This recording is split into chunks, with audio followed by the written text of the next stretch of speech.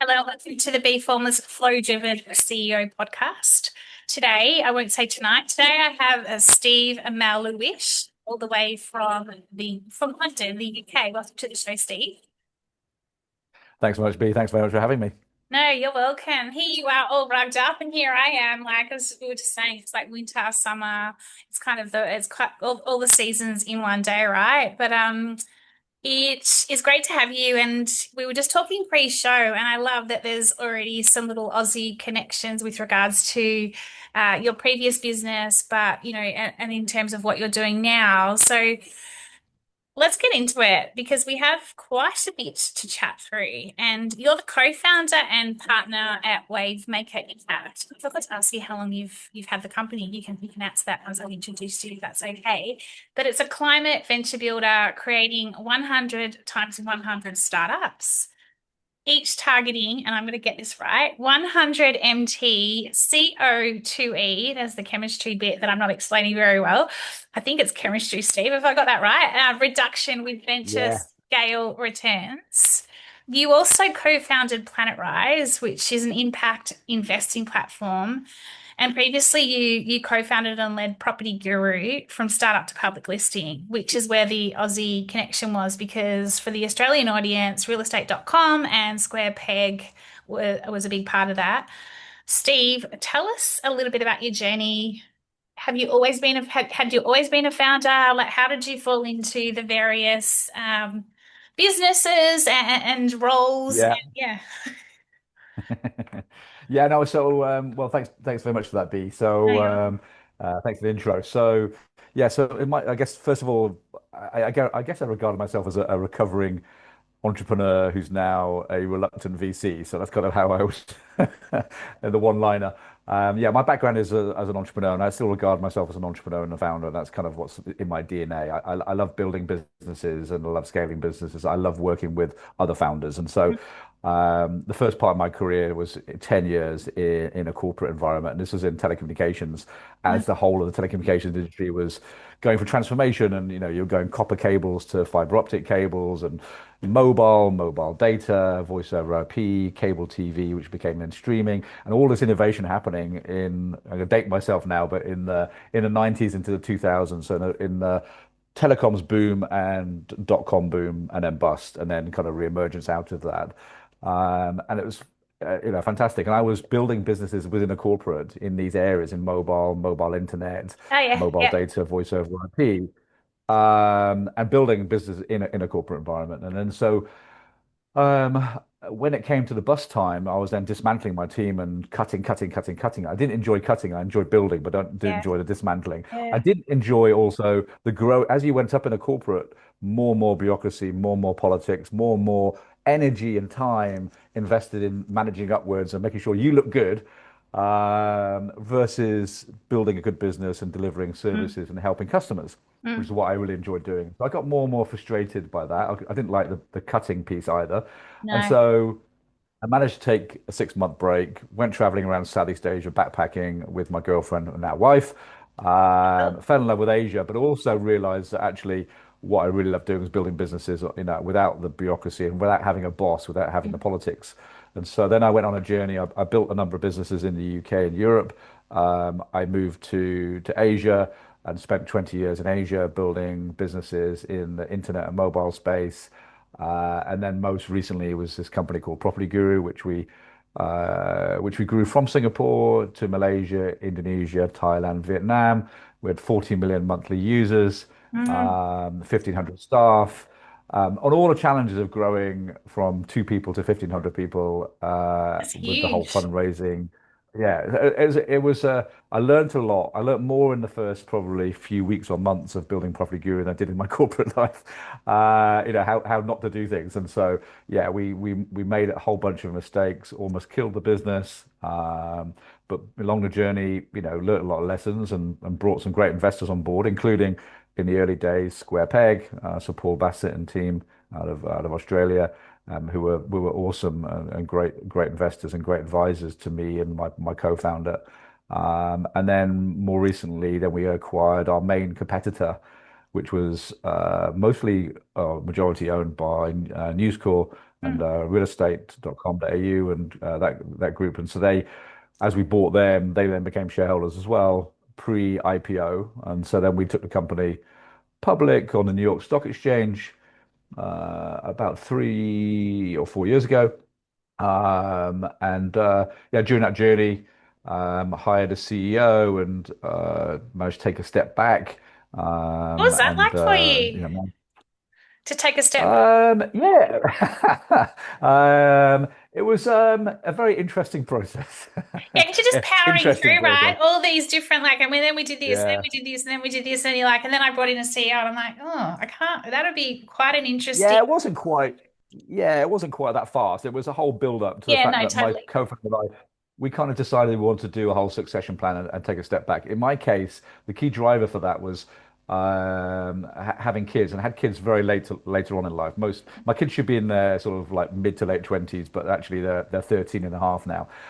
So it took a long time to come along, and eventually had kids right in the t right the day before we took our first second round. It was a big investment round, which then enabled us to go scaling. So then for the next 2 or 3 years, I was absent. I was traveling to all the countries. I was in Malaysia 45 times a year, for example, Wow. and two other countries a week.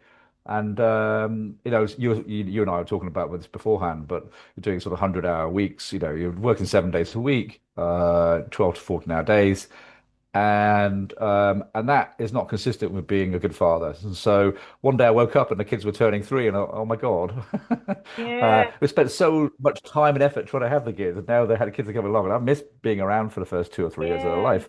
And so for me, that was a bit of a wake up call. I thought if I carry on doing this, I'm going to miss seeing them grow up. And so that was my big wake up call. So that was really led to me saying, okay, look, I have to choose. I'm either going to be a founder, CEO, running the business the way I was running, which was not great. I was just all in Sustainable. Yeah. 150%, or be a father. And it wasn't like, combination of two. I've never been particularly good at managing my time. It's all been all in. And so I took the tough decision at that point to put a succession plan in place. It took 2 or 3 years before we got to the end point where where I can hand over the CEO role to someone that we'd hired, and a transition process of about 12 or 18 months. And so it was a tough process emotionally.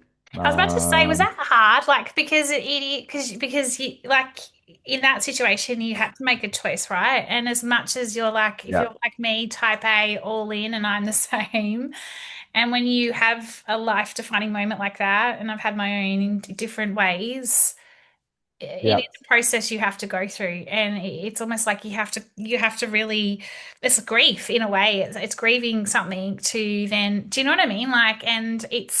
it's hard to explain to people, and but as a founder, and it's real grief, and there's you go through all the process, all the feels, right? The anger, the sadness, the all of it.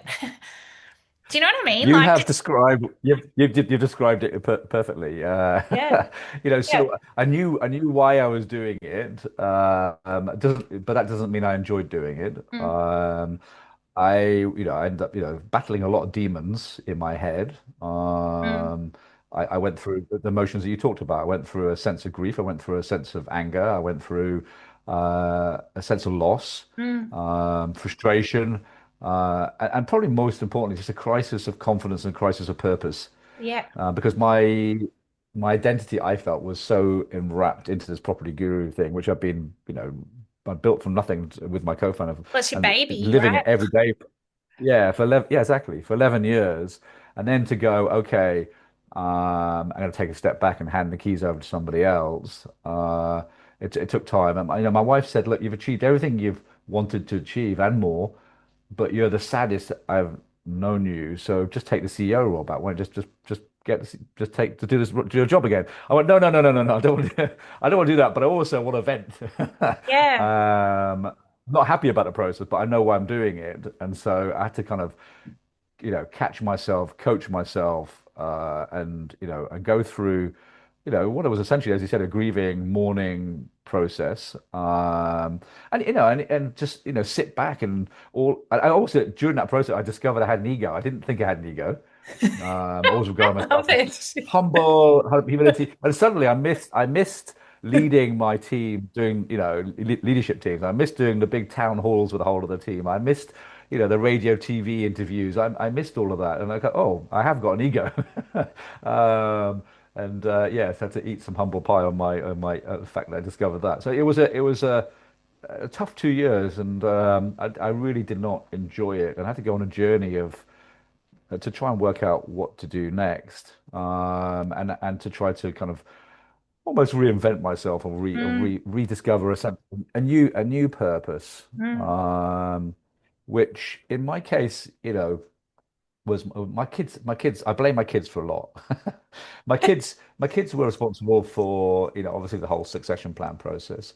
My kids were also responsible for me really for the first time opening my eyes to gender bias. So I had the twins, and so a boy and a girl, That's and I fascinating. then saw. I always thought I was sensitive to gender, um, but I realized I was nowhere near tuned in enough. And what I saw was on day zero, my daughter being treated very different to my son. Mm, Everything from the way grandparents gave gifts or spoke to them, or you pick up a book and it's like you're reading a book and showing pictures in the book, and then there's a pilot and it's a man, and then a stewardess in the mm, back, or the doctor is mm. performing the surgery, and then there's a nurse, which is a female, and there's the person cooking food in the kitchen is a woman, and it's like, oh my God, everywhere you look, it's like these touch Yeah. points. And so that kind of really, oh, okay, so I have to do something about that.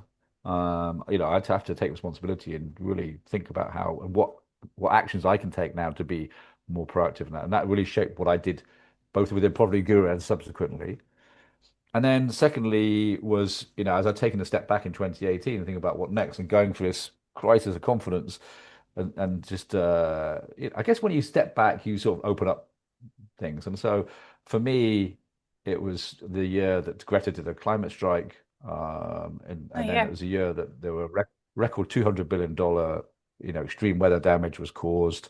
There were record floods in Pakistan and India. There were record temperatures in Siberia, wildfires in Australia, and also West Coast, Mm, and all this. And then I started researching, and I got really, really scared about the future for my kids because this thing was this accelerating and mm. and and and also compounding because every second we're putting 1,000 tons of your chemistry bit, CO2e, Yeah. which is way too technical, but basically is carbon dioxide or equivalent. So lots of different greenhouse gases, and some are more potent, others are short term. Some stay in the atmosphere a long time, but all of them have they all stay in the atmosphere and act as a warming. Mm. And we put like if you put CO2 up there, then 1,000 tons equivalent every second it stays there for hundreds of years. So it's not just for this generation. It's Yeah. not just for next generation, generation after. So and it compounds every second. You put more and more and more and more, and you put more of this buffer in place, which accelerates the warming, which then increases the number of emissions. And so it's a kind of a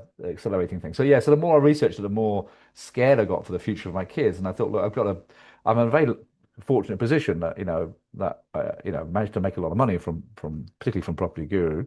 And I got some time, so I devote my time and my money to seeing how I can play a very, very small part in this. That led me on the next journey for 6 or 7 years, and to focus on climate and gender, and the two, by the way, are very closely interlinked because women are disproportionately impacted by climate change, Yeah. and That was, disproportionately absent at the top table. yeah, You've seen the pictures at so COPs. true. It's 99% men, and very little women. And so yeah, and so that's been my focus for the last 6 or 7 years. How do you play a role in terms of making the world more equitable, and also trying to reduce the impacts of climate change, on a global basis. Wow, what a story. So Wavemaker, Wavemaker Impact, you've had that what for 6, 7 years? Is that when you started the business with your co-founder? I, Well, I went on another, yeah, I went on another founder journey before getting there. So initially, I said, okay, well, how do I play a role? And Mm. as I mentioned, being a founder is not consistent with being a father in my case, because of the way I do it. And so I thought, how do I play a role, and what do I know? And it's because climate change is such an all-encompassing. You Yeah. mentioned chemistry, but it's also biology, it's also physics, Mm, it's tax, it's mm, government, it's policies, mm. it's NGOs, it's startup, it's everything, right? It touches all parts of all our lives. And so where do you even start on this? And so I thought, okay, it's super overwhelming and it's super technical in some cases. You really go deep on things. And so I always operated on a little bit of sort of a generalist approach. And so I thought, how do I play a role? And one way I can play a role is I've been angel investing for 25 plus years. And so at that point, 2018, I just switched into investing just in climate space. And so Mm. I then invested in 25 companies through Planet Rise, which is essentially our family Ah, vehicle. yeah, And but then what you very quickly realize is that, it's me, myself, and I essentially putting money into all these businesses. How much can I really add value? How much money can I yeah, really put in? I'm not putting in hundreds of millions of dollars per company. How do I have a really big global impact? How do I multiply my time if it's just me? And so then reluctantly came to the conclusion that the only way to do is really have a really big impact is to one, work with other people and have a team and go again. and think about really big, yeah, and go again, and then also bring in other people's money, and Mm. sort of multiply that other people's money. So reluctantly, I never had any aspirations.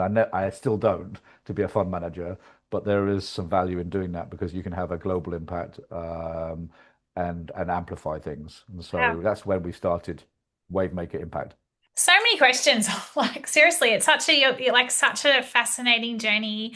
Firstly, it sounds like your kids are your purpose, full stop. Like they've Yeah, true, shaped and true. defined everything. Like when you said when like property guru and then like trying to work out your purpose, they were always there. It's just sometimes we have to have the light shined at us to go, That oh, is it's very true. staring at us right in the face, and then you go, oh shit, here we are, here you are, here's my purpose. This is what I'm meant to be doing. So kudos to Yeah. you for having that ability to actually let go of your ego because you have to sense check it, and a lot of us don't do that, right? Like, Yeah. and quite often, when we're facing our ego and we've got that choice, I think it's very brave and courageous for one to actually go, you know what, I need to step you aside and work out who I am. So, and especially like males, you talked about gender equality. There's obviously a lot of women have a long way to go when it comes to being equal at the table, if you ask me. And I'd love your thoughts on this from a leadership and business perspective. And,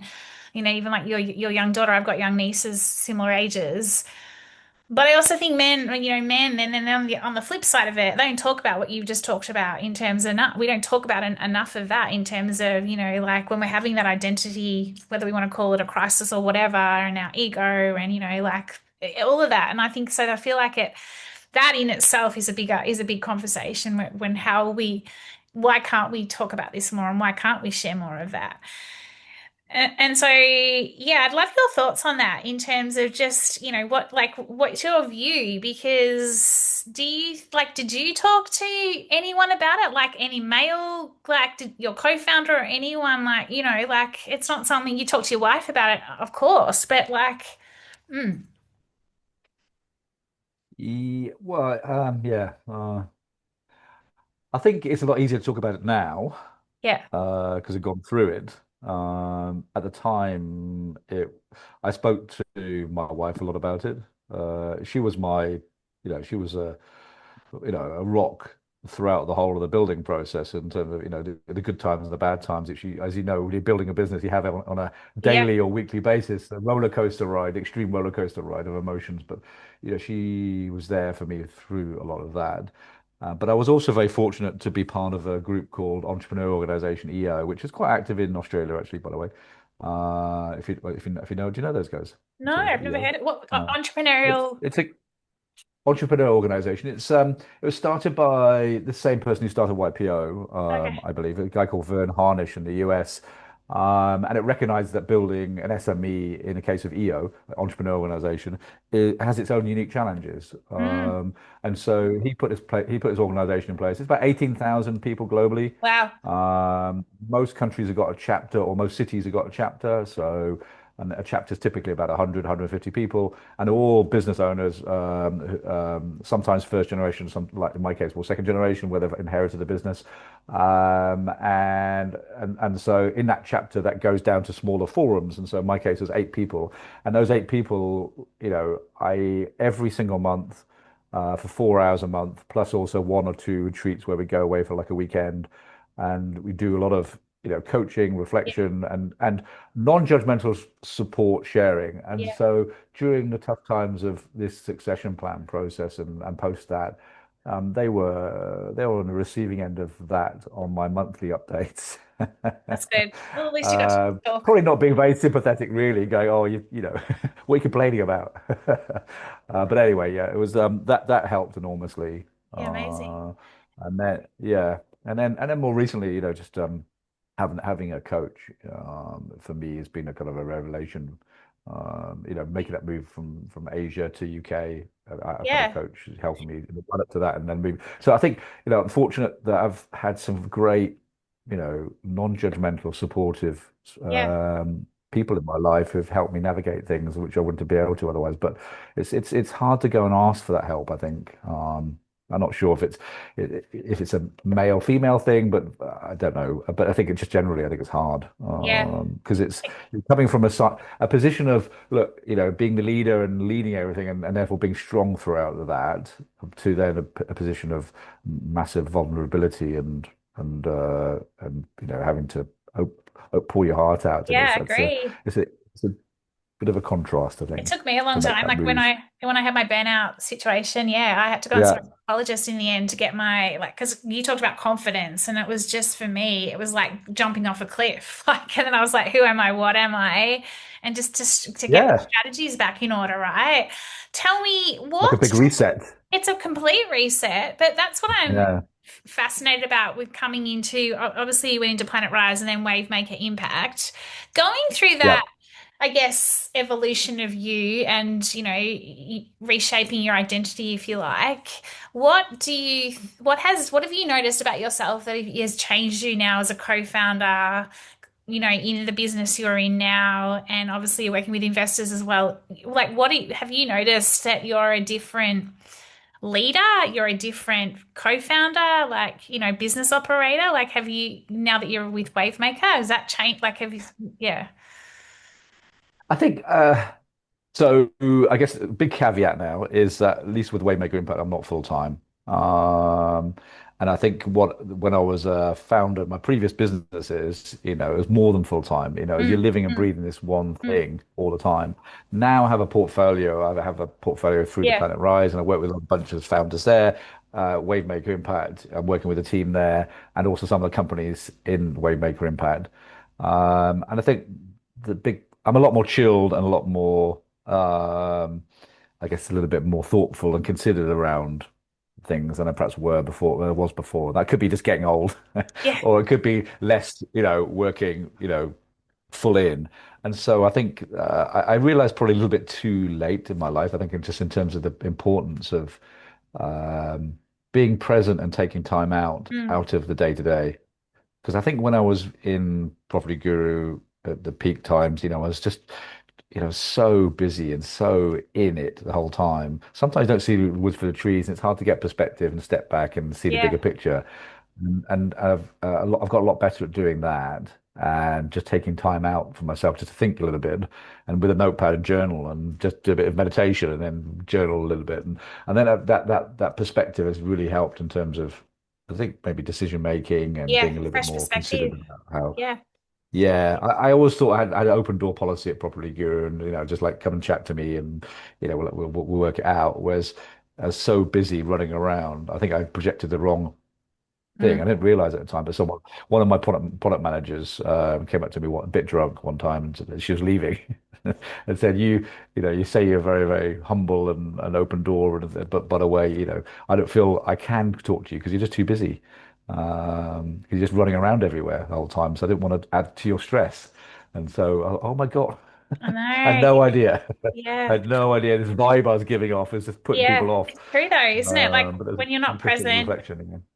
What do you, Yeah, Steve, what are yeah. you seeing as the biggest challenges for women in business right now in terms of founders and like you talked around, inequality at times? Like what are you seeing? Like, yeah, what are you observing, especially in, the industry sectors that you're playing in? Yeah, well, I guess there's a couple of strands. One is obviously just startup related, and VC related, and then there's Mm, one that's sort of climate related. But I mean, to be honest, the story's not that dissimilar. I think That so when I first started in sustainability 6 or 7 years ago, I went on this bit of journey and started to meet people, and I went, oh wow, there's like so many women in this space. There's people doing CSR activity. There's a chief, sustainability officer, sustainability manager. Said, oh, there's quite a lot of women, more so than perhaps men, and that was like a wow, okay, it's great. So you're going to solve a really big problem around sustainability. You've got a lot of women involved. Great. So there should be some good outcomes. But then as soon as I started looking at startups, as soon as I started looking at VC and private equity, PE, what became very apparent is one, the lack of women founders, particularly in climate, and then also the lack of women in investors. And so then I started to go on a bit of a curious journey about asking people, particularly women Why? founders, about their experiences and why do they think it was. And I got so much, blah, where do I start?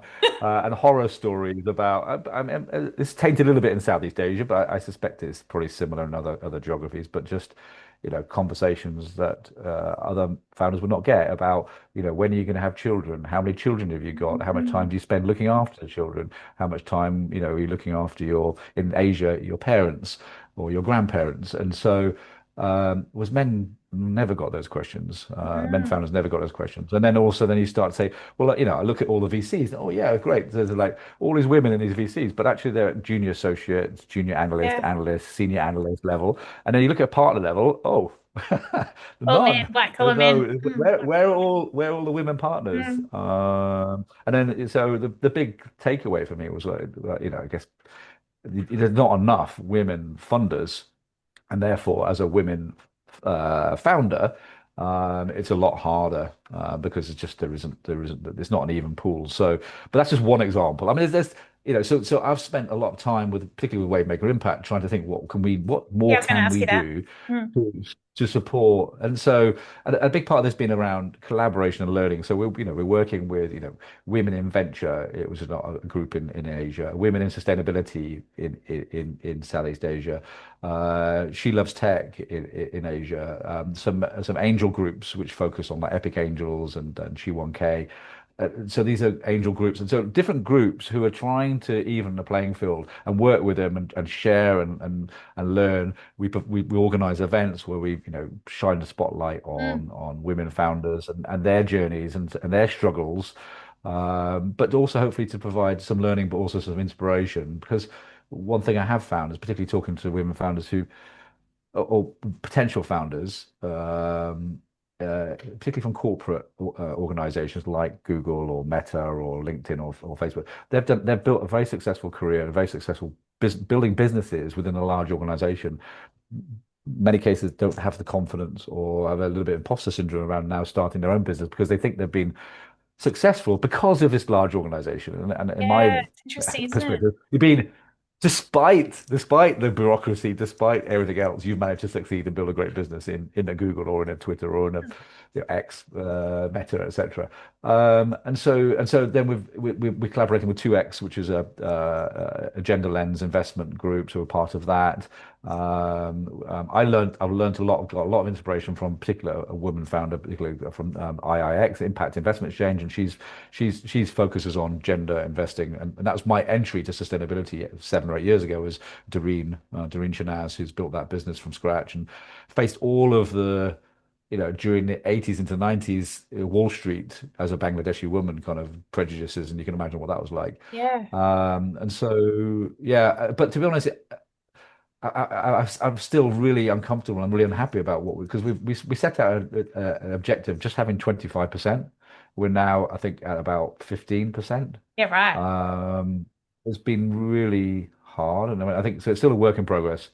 Um, Do you think about and your so I think daughter? it's still, Do you think about your daughter, like if she's 13, yeah, and do you how like do you like I always look at my nieces like they're 15 and 17 and I look at them and think how different is it going to be when they're, in their careers like because I yeah, yeah, do you think that we're still a long way off having any kind of form of equality like in our oh God, yeah, lifetime, you know?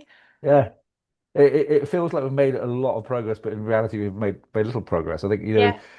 as I said, and I posted about this recently.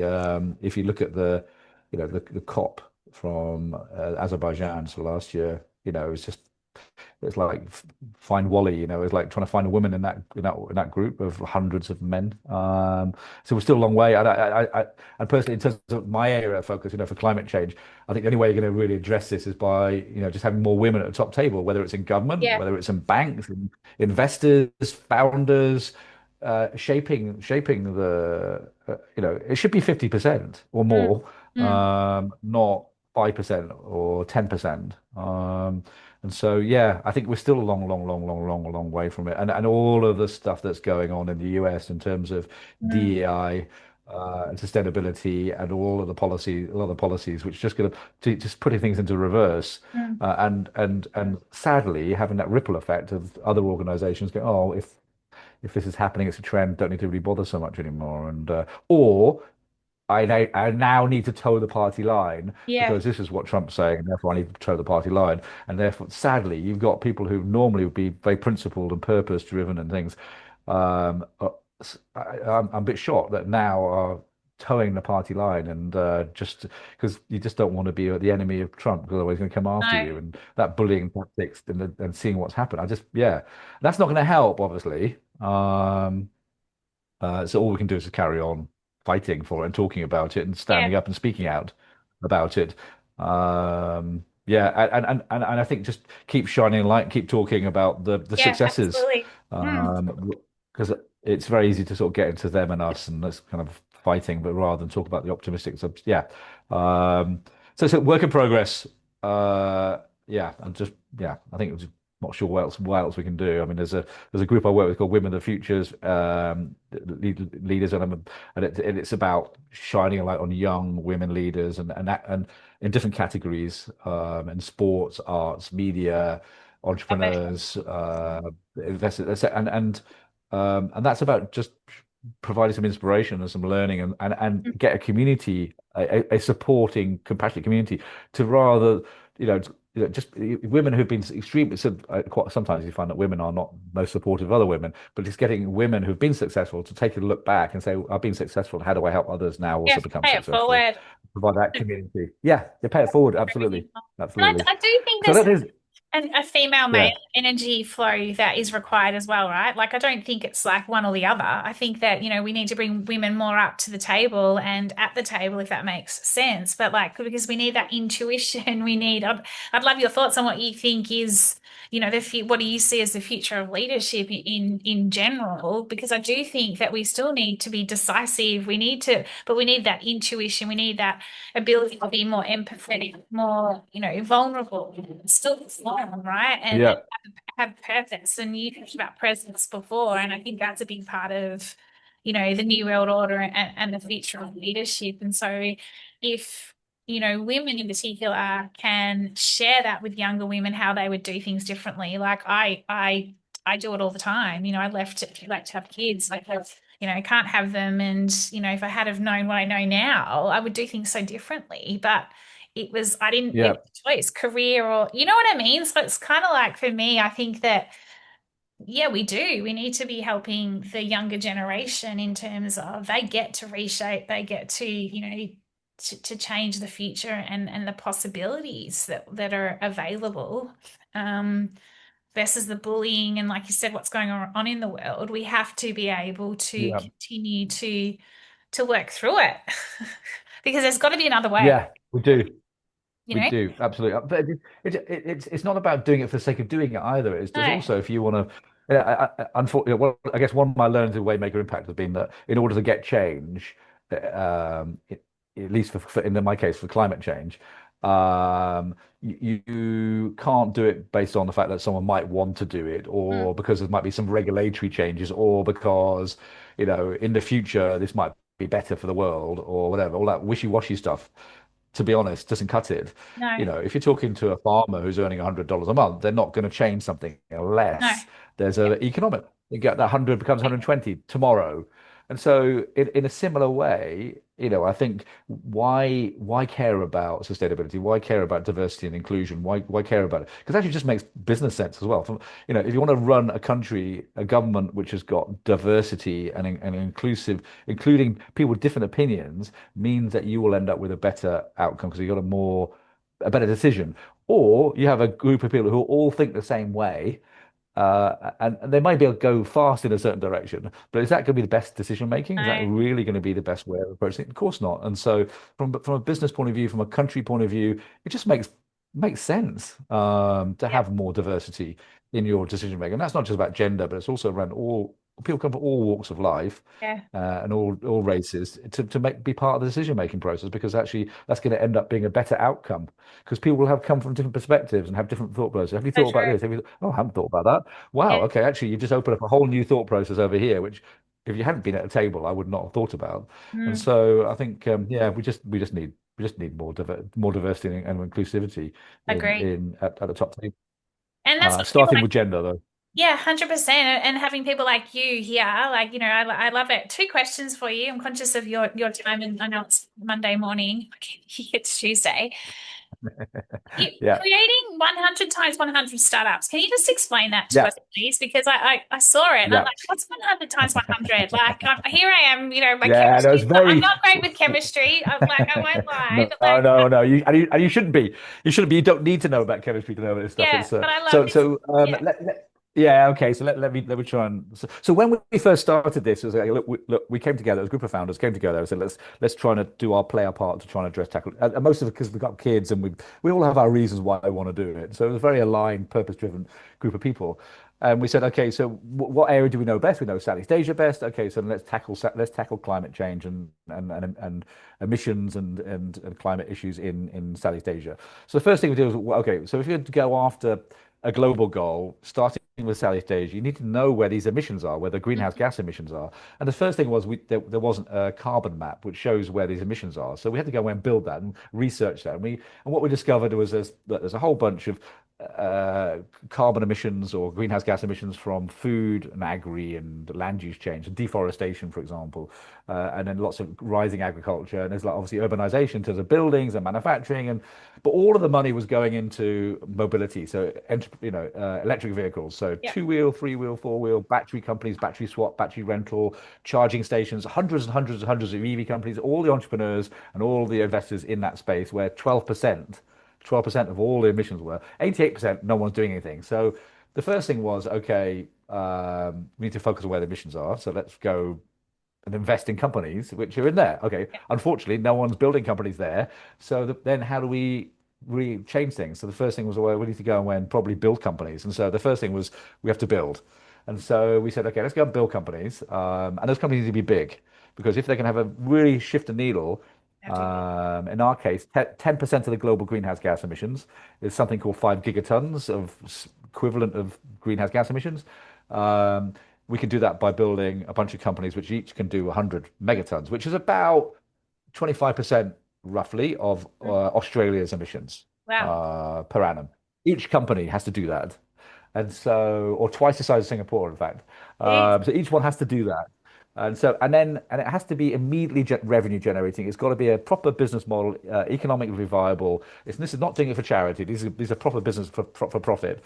It's 100 million revenue, 100 megaton, two Singapores or a quarter of Australia emissions per venture. So they've got to really think big here. And so then we went about saying, well, okay, let's get a 100 by 100 company, focused on really big emission problems, and then what's going to make the success of really, really good entrepreneurs who know how to build companies. So we said we can't train entrepreneurs, but we can try and find great entrepreneurs. And so we went out and said, look, we need experienced entrepreneurs, and they could have been building businesses in the corporate or on their own. Maybe had a startup, failed, had another startup, mild success, made a little bit of money, and now want to build their last one and want to do it for the right reasons, want to do it in the climates, but don't know where to start.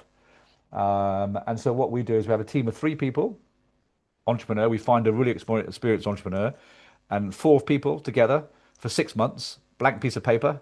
the founder's Love it. ikigai, their passion, interest, experience, whatever it might. Oh, I'm interested in plastics, but I don't know what to do about plastics. Or I'm interested in oceans. What do I do about oceans? And then the four will go and just research and evaluate and scope and to a point where at the end of the 6 months, they've found an opportunity which could become 100 by 100, 100 million revenue, 100 megaton. And Cool. when then we effectively have we put an investment committee together which looks at both of those and during the journey as well. And then we will put in 500,000 and we'll put another three or four, $5 million in over a period of 2 years. And these businesses that we built 20 companies, we've given birth to 20 companies now. And on average, those companies start generating revenue within 4.5 months. That's And good. so you I mean, think that's about a brand new amazing. business idea. Yeah. And these are companies which are no rocket science. So to your point about chemistry and stuff, you don't need it. None of our entrepreneurs have any Yeah. science engineering background. They are entrepreneurs at heart. They know how to build companies and scale Yeah, companies, but 100%. they're not. Yeah. And so, yeah, Like an we've incubator. been Oh, doing it's an that now for, incubator. I love it. I love it. It all makes complete sense now because I yeah. was just reading. I was like, "What is this 100 by 100 startups?" It's got such good Yeah, we energy. try to overcomplicate it. Yeah. It's got such great energy as well. Like I do love it. Okay, final two questions for you. You've talked just a Yeah. bit about entrepreneurs. What do you see? What do you see as an entrepreneur? What am I trying to ask you?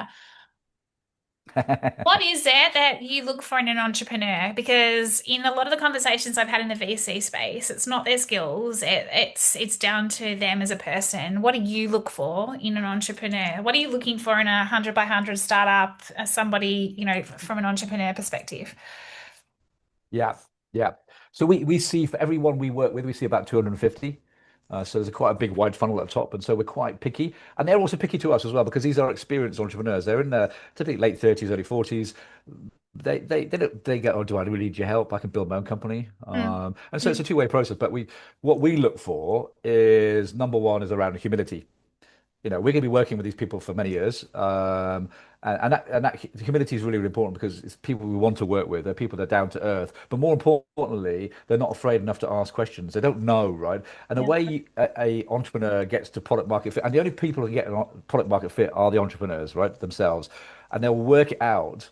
They'll only work it out if they're super curious and asking stupid questions and learning and listening. And they're talking to customers, learning, listening, talking to hundreds, thousands of customers all the time. What's the problem? Why are they doing that? Why is that happening? yeah, And because the industries exist already, there are already successful companies yeah, in every yeah, single industry. You've got to find something different in this industry that you don't know anything about.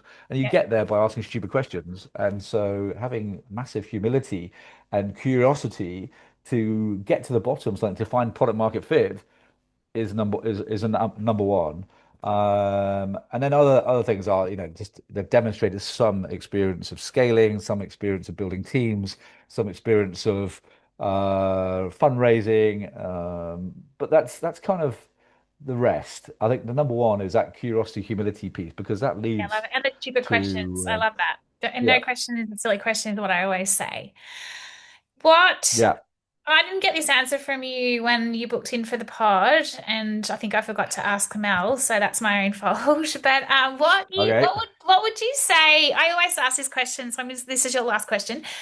What would be one unique insight or lived experience? And you've shared a lot around lived experience, so you can be give a piece of advice as well if you like when it comes to life, leadership, and or investing. So I'll just reframe it. What would be one piece of advice or an insight you'd like to share when it comes to life, leadership, and or investing? Oh my God, that's such a big question. I know. Um,